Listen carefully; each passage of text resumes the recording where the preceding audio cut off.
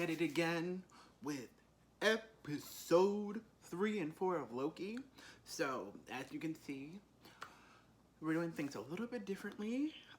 Gotta send a shout out and send some love to the little dog, my ace boon coon, aka Shuri. Shuri is currently busy right now focusing on school. Little one is growing up and is starting college, and they need to put their attention there. And that is most important, of course. So I'm going to be taking over for the rest of the Loki series. And yeah, so let's dive into episode 3 and 4 real quick, alright? So episode 3, Jesus Christ, this episode was a lot. Episode 3, it starts with Lady Loki, does a bombing of, what's it called? Me and my brain. Sorry, I have my notes on here, so I'm trying to make sure I cover everything that is important, right? Right, okay. Episode 3 picks up where episode 2 left off. Episode 2 left off revealing Lady Loki. So, Lady Loki was bombing the timeline as a distraction, as we know. She infiltrates the TVA headquarters, and she's trying to get to the timekeeper. So she's looking for a set of golden elevators. Yes. She's a badass, as we know. She takes out a handful of TVA agents on her own, of course. And she finally reaches the elevators, but then that's when Loki and Mobius show up, and also Judge Renslayer. That's when they all show up.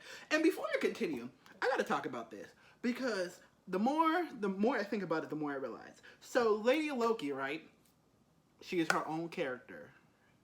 Usually, at least in the comics. I haven't read too many of the comics, but from what I've checked, she's usually her own character with her own characteristics and her own style. But the thing that really confuses me is that it seems like they have merged Lady Loki and Enchantress from the comics in order to make Sylvie or Lady Loki. And I'm just like, I don't know how I feel about that. But we're gonna keep it pushing, right? So then there's a moment of tension between Renslayer and Sylvie, and I feel like they have history. I think they have history. There's some history in between there, right? But then there's tension, right, in that moment. It's like a standoff kind of thing. And so with that standoff, Loki's smart self stole Sylvie's tempad and teleports them out of the TVA, right? But when he does that, they end up in Lamentis, which is apparently going to one of the worst historical apocalypses in that situation. So we're in Lamentis 1, right? It's in the year 2077. And the planet is pretty much being crushed and forever destroyed by its own moon. Its moon is disintegrating and it's pretty much crushing it. So, the thing that I don't understand with this, right? And I'm trying to make sure, like, I understand, like, the setup, but here's my brain is just like, oh, this is going way left to what I think. It's destroying the planet, right? But they use that as a metaphor for the kind of tempestuous relationship that Loki and Sylvie have. And so, best way that I could explain this is pretty much like a kind of like a rom-com style, where it's kind of like boy meets girl, kind of like the enemy. They tried to do like the enemies to lovers trope, which I don't understand why they do this. It's really, really weird. So I know Twitter was calling it self-obsessed or something like that. But it's weird to me more so because it feels almost like how they do like the Thor and Loki ships, and that's like incest, and I don't same idea, of course, but I don't get it. I don't get why they had to force that, and I'm just like, I don't like this. So I'm not gonna lie to y'all, I watched this, but I kind of watched this like kind of detached because I was like, because we know Sylvie's tempad is pretty much dead. Needs to be juiced. So while they're waiting and trying to juice it up and everything, that's when they start talking and everything. And then tempad gets destroyed. And then so their next chance of salvation is getting a ride on the ark that's leaving the planet. That's gonna try to save the people, right? So I don't like this. I don't like this. I don't like this. I don't like the way that they bicker shows like they bicker like siblings. So why couldn't it just be a sibling relationship? Why did it have to go to a romantic one? Like, okay. So the more that they spend time together, and I understand like them spending time together, but you could have done this. I'm sorry, it sounds like I'm jumping around, but I promise I'm not. So the more time they spend together, right, the more that we get to see into both of their psyches as Loki, and it kind of like I remember Sylvie asks the question, what exactly makes a Loki a Loki? And that's a very interesting metaphoric thing that I don't honestly have the bandwidth to think about. Because I think about it, and part of me kind of thinks there's some emotional turmoil that affects kind of like their psyche. And then the variance is kind of like what that turmoil kind of does to each one of them, of course. Hold on real quick. Excuse me, sorry. I swear I don't have COVID. I swear. I'm vaccinated and I'm fine and I'm in my house. I just need some water because I've been talking. It's a lot harder doing this by yourself, right? Because I don't have that energy to bounce off of, but it's okay. We're getting through this. We're getting through this. So they're having that conversation. They're talking about their lives. They're talking about magic. They're talking about their childhood.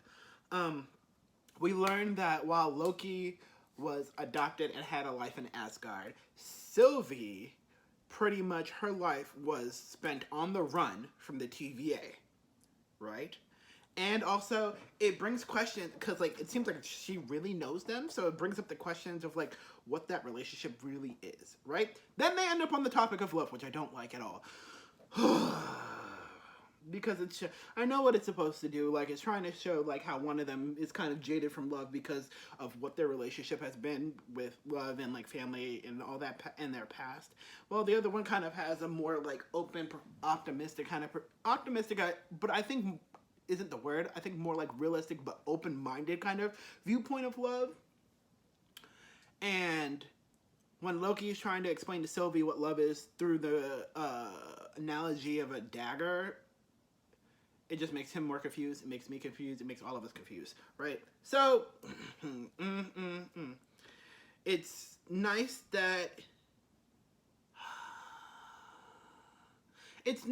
we're seeing Loki focus in on love and his feelings, especially because he's known as a character that just avoids feelings and for the most part. So, like, yes, it's nice. But then the really important thing, because I don't want to continue on this love thing and continue on this, like, their relationship, yes, that's kind of like one of the main focuses of this chapter and of this episode, and I'm like, meh. So, big thing that we can take from this is Sylvie's reveal of they're all variants just like us, that the TVA is fake. So the TVA is fake. We don't know how much of it is fake. We know for right now, at least, that the TVA agents are fake. So it brings up the question, is the entire TVA fake? Is it just another mind game that the writers are trying to play on us? Because, you know, it's kind of, seems to be like layers on layers on layers on layers. But, I don't know. But they're all variants. All the TVA agents are variants who have pretty much had their mind wiped. And so that brings the question for me, A, who has that much power? B, are the timekeepers real and they're just evil and pretty much trying to remake the world in their own image? And C, who the heck do we trust in this situation? Do we trust Loki and the mischief and Sylvie, or do we trust the TVA? But it's just like, I don't know. Like, I know there's propaganda, like me, honestly, because from the first two episodes, seeing all the propaganda and seeing this minutes and seeing how she acts and seeing how the videos and the origins and not knowing much, I'm just like, this feels like another cop setup or another like military setup or another government setup. So I'm just like, I don't know. But then when you think about it, it's kind of straight. It does. You kind of already had a bit of that idea in your mind, because why does Mobius love jet skis so much unless he's had time using jet skis? And unless there's another place in the universe, in that universe, in the Loki universe that has jet skis, it makes me think that he spent time on Earth. So if he spent time on Earth on jet skis and that memory is gone, but he still has that fascination and love for jet skis, means he had that memory from something. So I'm just like, And also now we're trying to figure out how in the world is Loki gonna tell everyone, like Mobius, the other TVA agents, because aren't they're still stuck. They're still stuck when we leave them on Lamentis because the Ark, which was supposed to be their last saving grace, is destroyed. So that is like quick recap of episode 3. Now let's get into episode 4, because episode 4 said, I'm about to shake the tables. I'm about to break you. You are not ready for this. So let's get through this, because episode 4 has a lot. So it's called the Nexus event. If that's not a foreshadowing, I don't know what is. Okay. So first off, it starts in Asgard, right? We see a child playing. TVA bursts in, tries to arrest them for crimes against the sacred timeline, right? Child goes through all the nonsense that the original, that we see at the beginning that Loki goes through, of the paperwork getting stripped and everything, and facing her trials. But then, in her trial, right, she escapes. She escapes Judge Renslayer, right, by disappearing into a time door. So this is how the episode starts, and we realize that it's a flashback. With this flashback, right, we come in, there's a chamber, she's walking into a chamber with colorful fog. Finally get to see the timekeepers on the throne.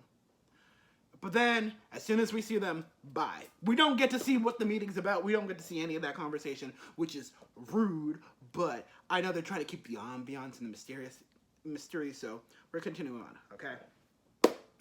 So, afterwards, we see Renslayer and Mobius rendezvous. They're talking about how Sylvie infiltrated the TVA, talking about her disappearance with Loki.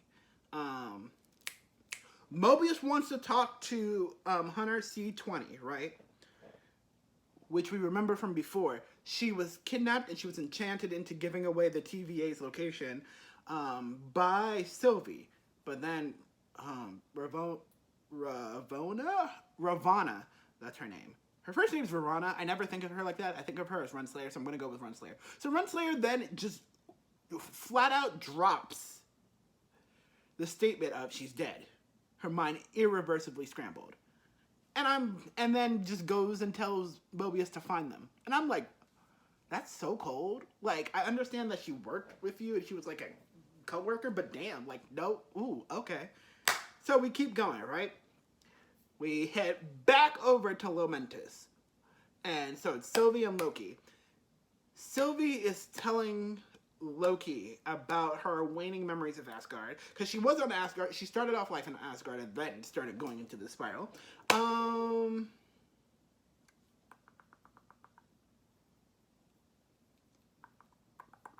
Oh, what was the sentence she says? There's a sentence. Oh, the sentence she says is the universe wants to break free, so it manifests chaos. Which kind of is, I love that, because it's like a metaphor that talks about how, like, it's a metaphor within a metaphor, because it also applies to, like, current life, and there's chaos, and, like, things are not meant to be, well, the way I took it anyway, things are not meant to be cut and dry, clear, like, step-by-step, linear pathway as you think, because that's not how life is supposed to work. So, the way that life works is that it needs some of the chaos in order to get people to grow and evolve, but also to make change happen. And so, Sylvie, in that similar way, in order for her to save herself from being removed from the timeline, because she was just a child, she's been setting off events everywhere she went, and then she's been hiding out in the End of 1,000 Worlds. So that's where she was, like, making her hideout as she was causing all this and reflecting on the death that she was sadly causing through this. Then she asks Loki if all Lokis are destined to lose. And I love how Loki says, that's not the case, because even when they die, they somehow find a way to survive, which is very, very, very interesting. But then also it tries to do this moment where they have like a cute moment of like, while the world is apocalyptic, kind of giving Break Free. No. One Last Time from Ariana Grande. Like, you know how, like, in towards the end of the video, like, the world is falling apart and everything, and it's still recording, and she pulls Matt in and holds on to him. It was, like, kind of like one of those moments, and I was like, it worked for that. For this, I'm still, like, the self-cess, I'm like, I don't like that word either. I still feel like it's still incest. Like, I understand adding the two because it's, like, your sibling, but also yourself. I still think it's incest. But moving forward, right? Excuse me. Ooh, I'm trying to get through all of this, right? So, because of that, the apocalyptic, the Lamentus. Because Lamentus is falling apart, it causes a branch in the timeline. That huge branch is where Mobius and Hunter B-15 are able to jump and save them just before they're gone. So, once they're recovered, of course they're arrested, right? Sylvie gets taken away immediately. But then Loki and Mobius are back together. And these two go at it. They go at each other, right? Quips, betrayal. But Mobius says the final word, calling Loki an asshole and a bad friend, and then gets ready to send Loki through a red door. Loki then tells him that the TVA has been lying to him, and then where does Loki end up? Loki ends up in like back in an Asgardian situation with Lady Sif. But he's surprised with the way that Lady Sif starts beating him up, attacking him, and like criticizing him. And then that's when Loki realizes through that, because that's not her way. If you know Lady Sif, you know that is not her character at all. Like, yes, she's tough, but she's not tough with her children. Her children are her heart. He realizes he's in the prison of his bad memories, and he goes through this over and over and over and over again. He doesn't want to fight her. He doesn't want to attack her. He's trying to, like, reason with her, but no matter what he tries, on the floor. He always ends up on the floor. So then, we hop over to Mobius. Mobius talks to Renslayer asking to interview Sylvie. Renslayer says, nah, fam, that's not happening. So then, this is how we know that Loki's words are in Mobius' head, right? And he starts getting mad at the fact that he's told, work your Loki, focus on your Loki and everything. And then Loki's like at the end of this rope, and that's when Loki kind of has a breakthrough, because Loki, you know how Loki doesn't work with his emotions. And I really love this moment, because this moment also that, like, the prison kind of, in a way, reflects how I feel mental illness, at least in my situation, with anxiety, depression, and also like dealing with imposter syndrome and stuff like that, how the mind kind of is your own jail cell, and you're going through it over and over and over again.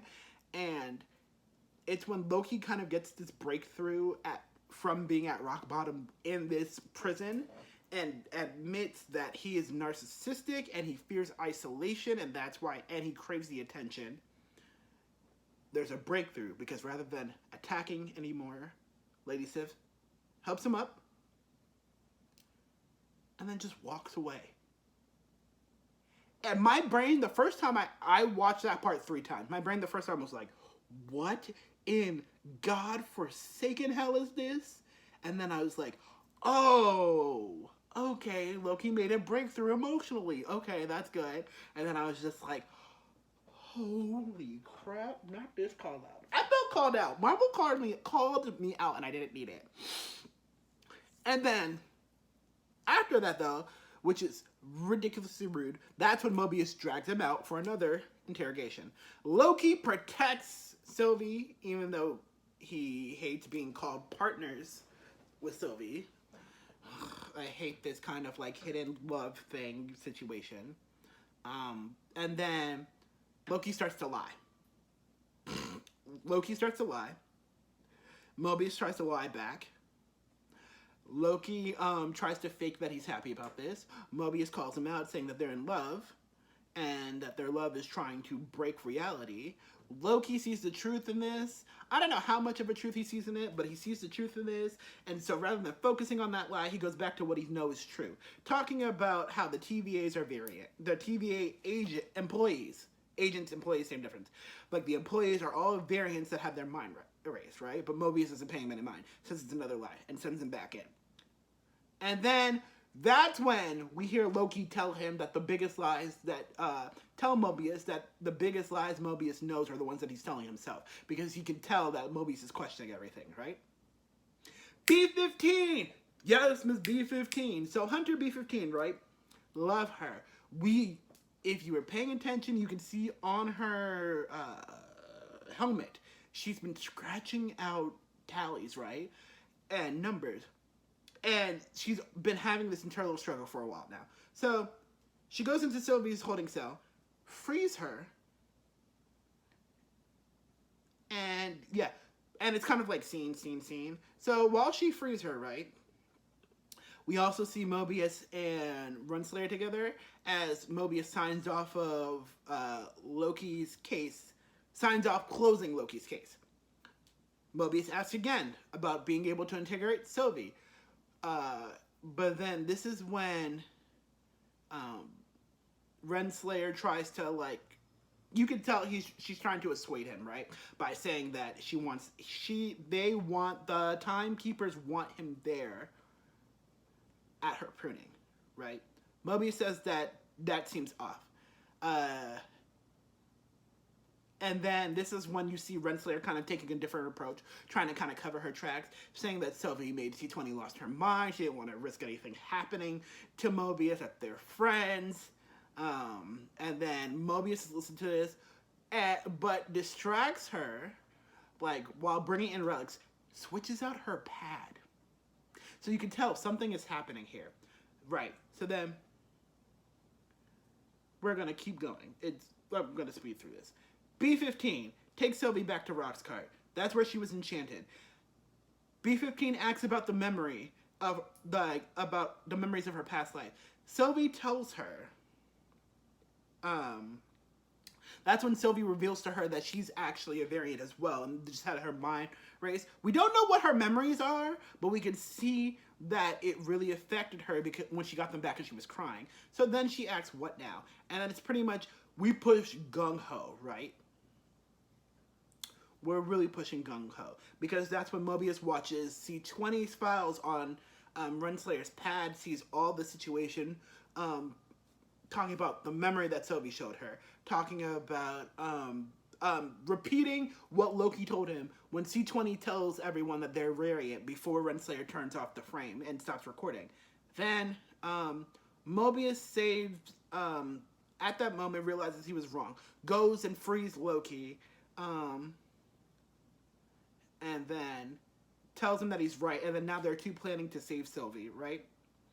But then Renslayer figures out that her pad is missing. And then it goes into this whole situation of him challenging Mobius pretty much challenging Renslayer to her face by answering her question of, if you could go anywhere in time, where would you go? And his response was, wherever it is I'm really from, where I had a life before the TVA came along. Kind of like drawing his line in the sand. And he's thinking about the jet ski and he gets pruned. Loki gets really hurt from that because he has to watch his friend pretty much die, quote unquote, die in front of him.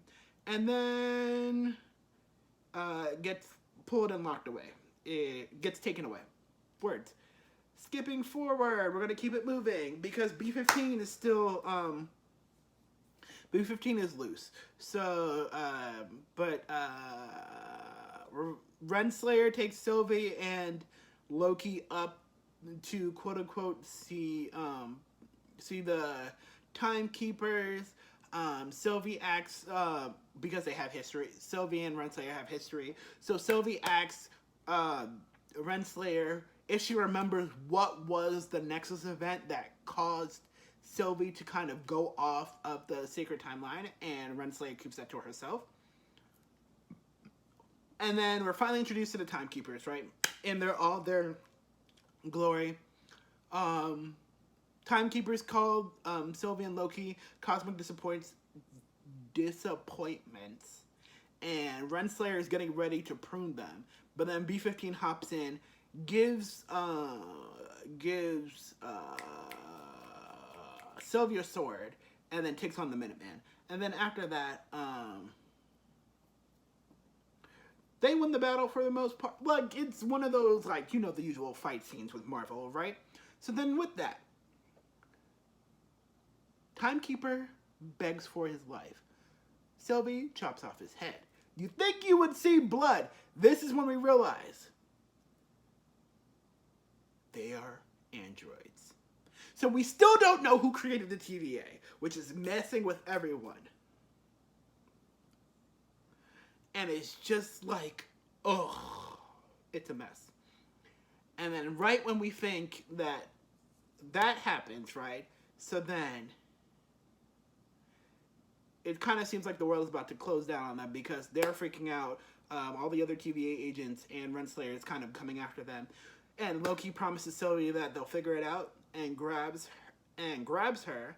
And then that's when he gets pruned.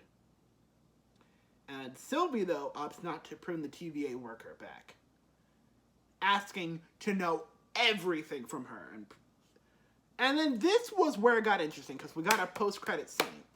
The post-credit scene, Loki wakes up from the ground, thinks he's dead, right?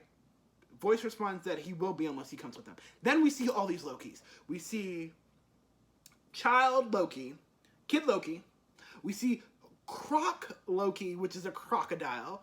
An old man Loki. And then we also see Boast Loki, like a big, and I'm like, there's so much happening here. There is so much happening here. And like, that's where episode 4 ends. So my questions going into 5 and going into the finale is this. Who the heck really created the TVA? Let's start there, because that makes no sense. Will Sylvie get the information she wants to get out of Renslayer? Will Loki be able to get back to Mobius and B-15 and Sylvie and be able to do something? Or is this kind of like their end game? And also, does Loki have a whole army of himself that we just don't know about? And like, is that going to come into the end game? Because this left more questions than answers. And it leaves me in this weird space of, I don't know what to expect anymore for the show. Because post-credit scene, first off, I'm always going to be freaked out. But then seeing what I was like, what in the world is the show trying to accomplish right now? But yeah, that's all I got to say about this one. I was sitting there like, Episode 4 was good. I also love we get to see a bit more in the backstory. Also, that's the other thing I want to know. Do we get more backstory on the other characters? Like, yes, Loki, yes, Sylvie, yes, they're important. But I want to know more about Mobius. I want to know more about B-15. Renslayer, I'm kind of like on the edge because he's like, she trash, but she knows she trash and everything, but it's fine. And I just want to know more about like the lore and background of this situation. But with that, I'm gonna go because I've been talking a lot. I hope y'all have a great rest of your week. And lots of peace, love, and happiness. And I'll be back at it again with another video soon for y'all. So anyway, let me go. Adios, guys.